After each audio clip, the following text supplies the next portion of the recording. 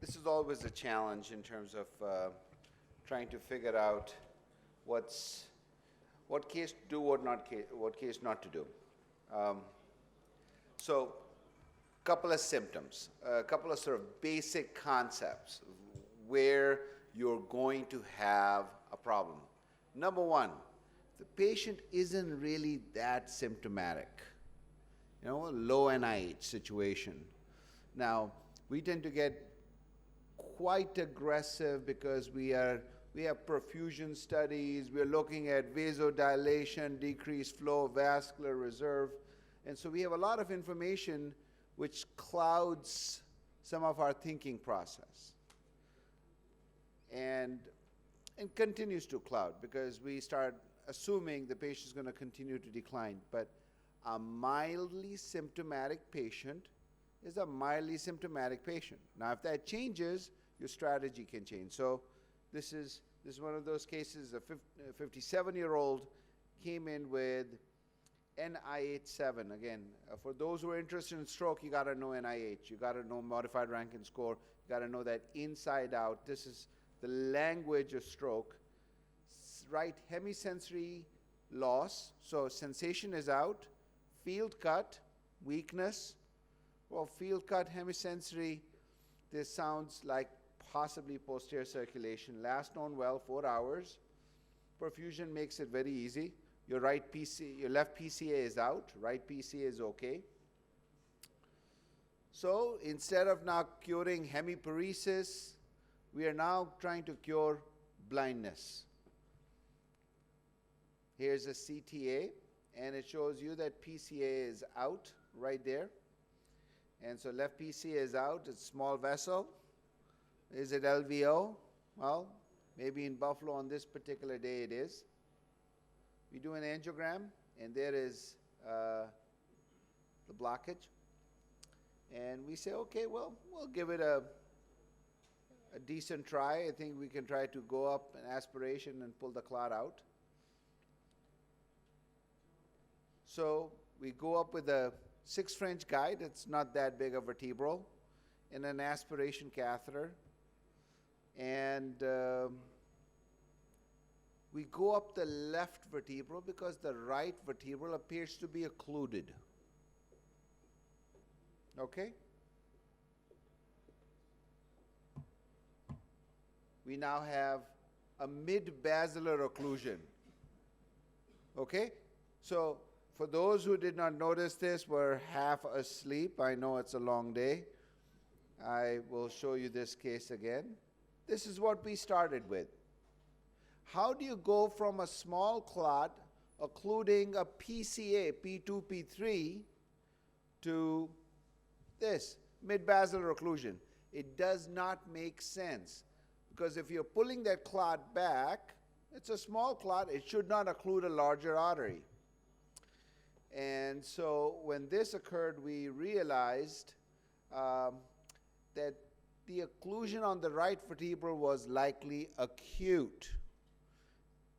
And when we went with the small catheter, the 3 max, we occluded the inflow of the basilar from the good artery, and so blood gets sucked into the brain no matter what, and it sucked up a whole bunch of clot from the bad artery. So what do we do now? We used everything we've seen before, synchros, solitaire. We got back to our original occlusion, and we quit. And the patient did very, very poorly. So this was a case where, one, I could have not done it. It's not unreasonable. Just based on symptoms. But then the CTA showing that the problem here was not that small P2 alone. This was a tandem lesion.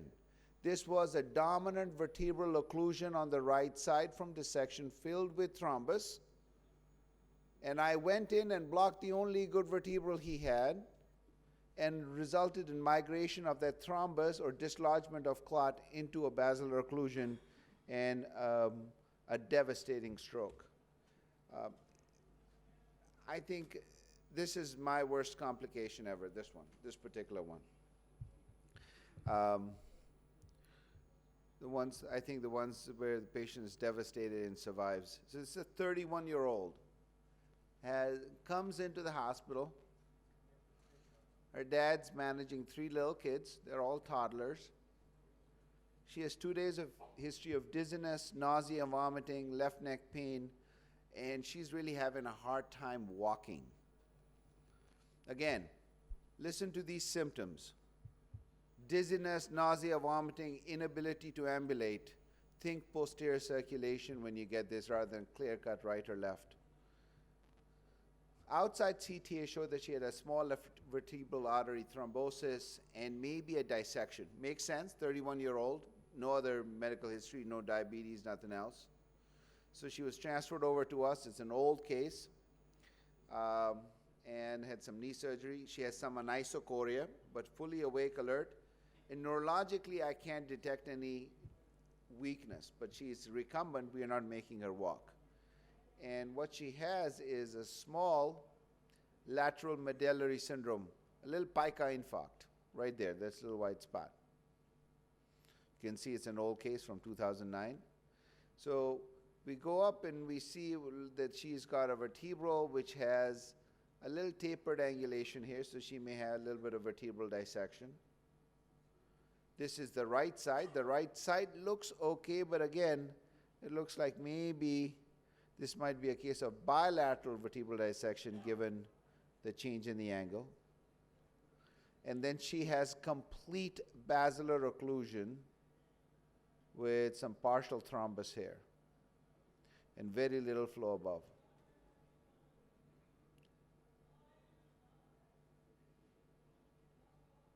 Anterior circulation shows that she fills at least top of the basilar this way. So what do? This is the other side. It fills much better because there's a large PCOM. And the retrograde flow shows that it fills all the way down to the right and left AICA from the front. So what do we do in this case? Looks like she's got complete basilar occlusion from below, but there's flow from above. We put her on heparin drip, and we continue to follow her, and it does not get better. So she gets a little bit worse. And then what do we stent here? She's got bilateral vertebral dissections. She's got intracranial occlusion. Should we include the basilar? Should we not include the basilar? So you can see, so she's declining. Her dissections are progressing. She's on heparin. So we said, okay, we're going to recreate the entire vertebral artery on the right side, which looks like it might be slightly larger and more straightforward. And so you can see these stents are being placed all the way from proximal to distal. So we have a full, complete restoration of flow up till there. And then there is the occlusion. And there is your access. We now have a complete reconstruction of vertebral artery, which a few days ago, I think I showed it to you, had declined to this. So we have definitely restored flow to the brain. So should we stop now? You can see lots of stents. We have expert stents here, and then these are wingspan stents around the C1, C2. It's kind of hard to stop in the middle of the procedure. The patient's awake for the whole thing, is doing well. And I said, well, you know what? That basilar occlusion too, why don't we just stent it? We have stented everything else. Restore anterograde flow to the basilar. And so we have gone from nothing to a completely normal vertebral artery. Let's just finish the job here. And so we go up with the microcatheter. There you can see, I cross it with the microcatheter. I'm across it. We do an injection. Everything looks good. The patient looks good. And I go ahead and we just simply deploy a single wingspan stent to just flap the dissection flap. That's it. No plasty, nothing else. And this is the final result. We high-five each other, and then the patient immediately stops breathing and becomes dyspneic and requires emergency intubation, becomes quadriplegic and unresponsive. And what we realize is that we have lost AICA. And I try forever to get my wire catheter there, give her integralin, give her TPA, are unable to recanalize because what's happened is the dissection flap has closed the door and there's no way for you to figure out. It's not like one of those CTO in the leg where you can poke through, because you poke through, you're going to have a hole in the basilar artery.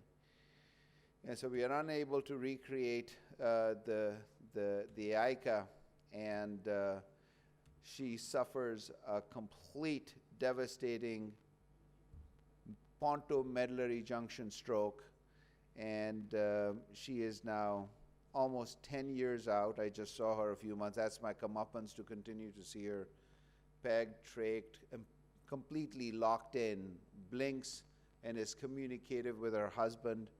But again, two cases.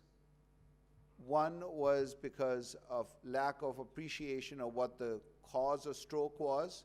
You got to think about that. It's not just the anatomy that you're seeing. And the second case is the exuberance of not being able to stop while you're ahead and trying to get a perfect job. And I think those are lessons you learn, especially with neuro, is you have to exercise self-restraint, because a perfect picture doesn't mean anything if you don't have a perfect patient. Thank you very much.